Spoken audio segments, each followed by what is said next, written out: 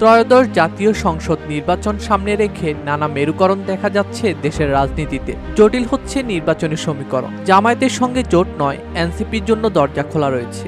সম্প্রতি বিএনপির স্থায়ী কমিটির সদস্য সালাউদ্দিন আহমেদ এমন বক্তব্য দেন। দীর্ঘদিনের রাজনৈতিক মিত্র জামায়াতে ইসলামীকে সঙ্গে নিয়ে নির্বাচনী জোট গঠনের সম্ভাবনা নাকচ করে দিয়ে নির্বাচনের তফসিল ঘোষণার আগ পর্যন্ত এনসিপির সঙ্গে আলোচনার দরজা খোলা রয়েছে বলে তার দেয়া ওই বক্তব্যের পর বিএনপির সঙ্গে এনসিপির সম্ভাব্য জোট গঠন নিয়ে শুরু হয়েছে নানা গুঞ্জন।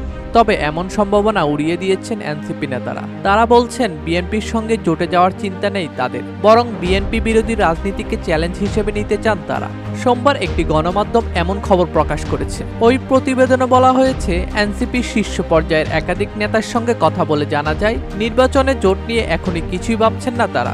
জোটের বিষয়ে বিএনপির পক্ষ থেকে সবুজ সংকেত থাকলেও তাতে পা না বাড়ানোর পক্ষে নীতি নির্ধারকরা। এছাড়াও আরেক বড় দল জামায়াতে ইসলামের সঙ্গে এনসিপির ভোটের মাঠে জোটের সম্ভাবনা কম, অর্থাৎ কারো জোটের সঙ্গী হওয়ার চিন্তা আপাতত নেই তাদের। তবে ছোট দলগুলোর সুযোগ থাকবে এনসিপির সঙ্গে জোট গঠনের আলোচনা। এদিকে একদিন আগে জুলাই পদযাত্রার কর্মসূচির অংশ হিসেবে খুলনায় এক পথসভায় দেওয়া বক্তব্যে বিএনপির সঙ্গে জোটের আলোচনা নাকচের ইঙ্গিত দিয়েছে এনসিপির আহ্বায়ক নাহিদ ইসলাম। বলেন, তারা ভেবেছিলেন 2 থেকে 3টি আসন দেখিয়ে, ক্ষমতার লোভ দেখিয়ে গণ অভ্যুত্থানের শক্তিকে কিনে নেবে। কিন্তু যারা বিপ্লবের শক্তি, যারা মৃত্যুর মুখ থেকে ফিরে এসেছে, তাদের কেনার সাধ্য বাংলাদেশের রাজনৈতিক দলের হয়নি। দৃশ্যত বিএনপির নেতা সালাউদ্দিন আহমেদের জোট নিয়ে দেওয়া বক্তব্য পাল্টায় তিনি এসব কথা বলেন বলে মনে করছেন অনেকে।